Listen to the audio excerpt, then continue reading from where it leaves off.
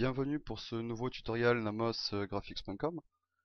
Donc voilà, aujourd'hui je vais vous expliquer comment faire pour faire tomber de la neige en animation avec Photoshop CS3. Je tiens à préciser CS3 parce que les versions d'avant ne supportent pas l'animation, donc ça sera pas possible.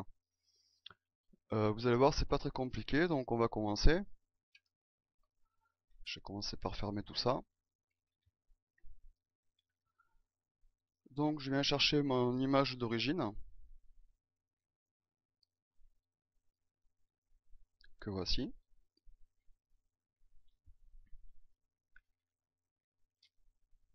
Je crée un nouveau calque. Je viens sur la couleur noire, je clique à l'intérieur, je sélectionne du gris. OK. Je viens chercher l'outil pot de peinture qui se trouve avec l'outil dégradé. Et je peins en gris. Maintenant je fais filtre, bruit, ajout de bruit. Je le règle sur 400% en répartition gaussienne, monochromatique. Et je fais OK. Maintenant je fais filtre, atténuation, flou gaussien. Je règle sur un rayon de 2 pixels. Et je fais OK.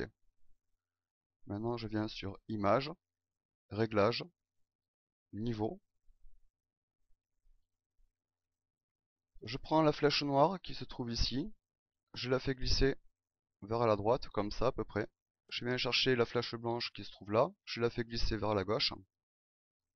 Après, je règle à peu près. Comme ça c'est pas trop mal. OK pour valider.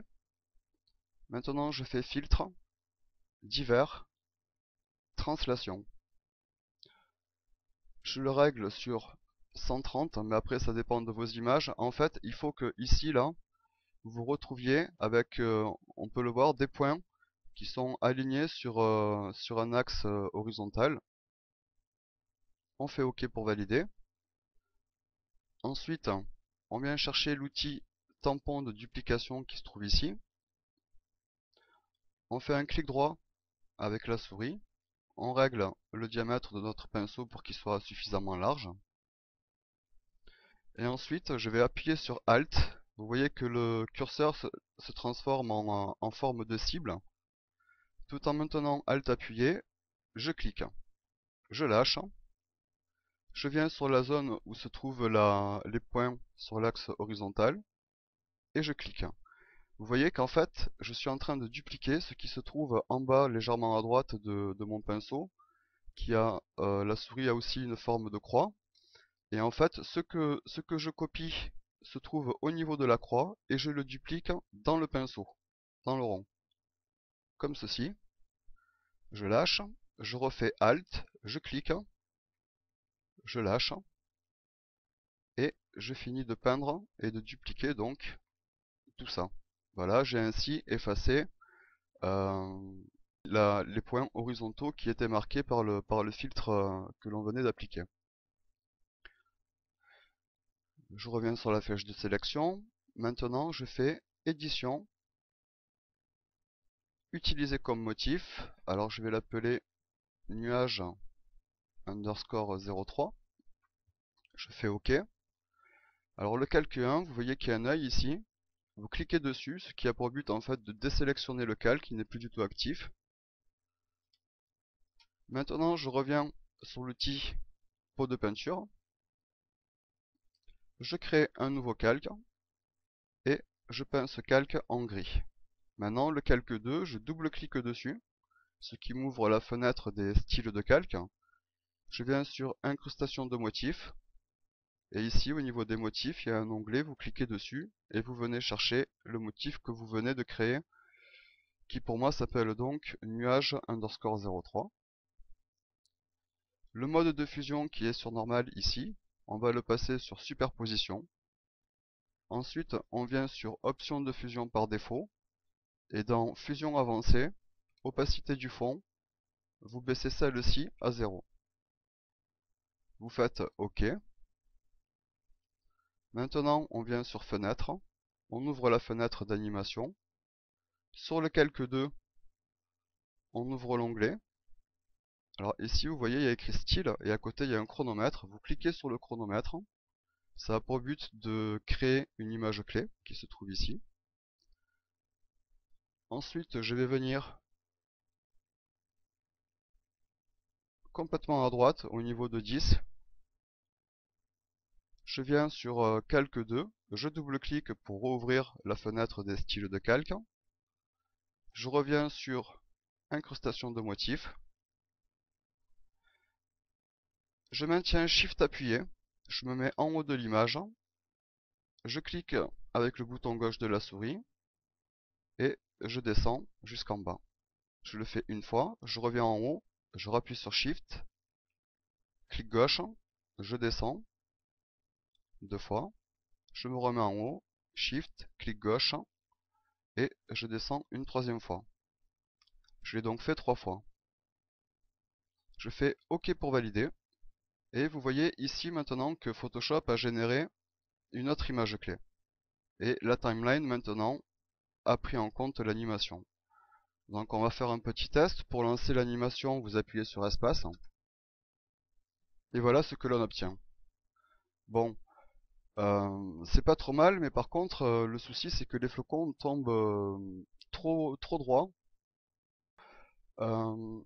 C'est pas vraiment très naturel et c'est du coup pas très réaliste. Donc je vais vous montrer comment faire pour faire tomber les flocons d'une façon beaucoup plus naturelle.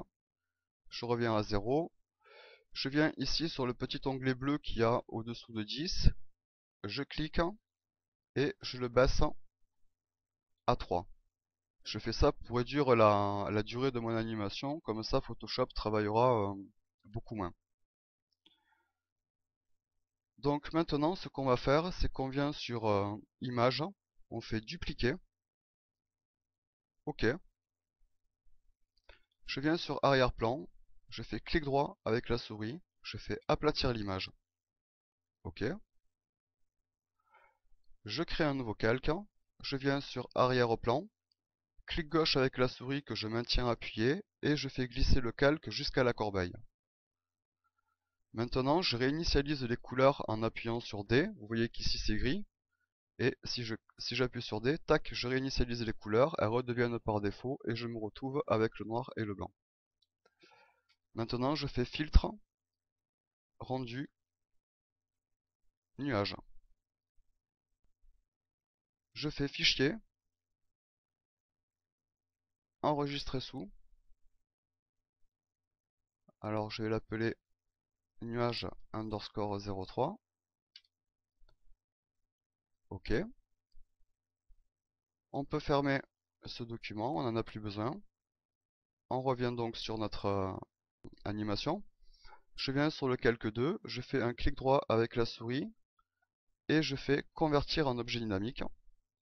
Je passe le mode de fusion de ce calque qui est sur normal et je le mets sur superposition.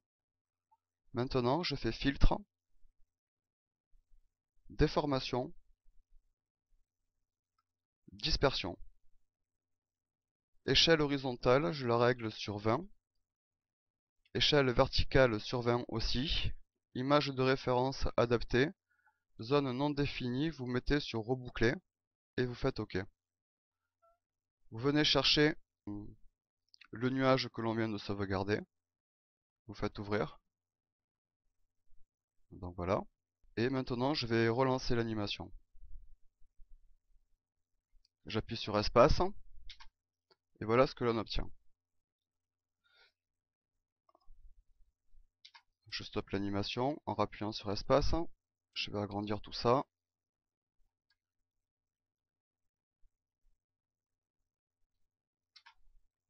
Donc voici en plein écran ce que l'on obtient.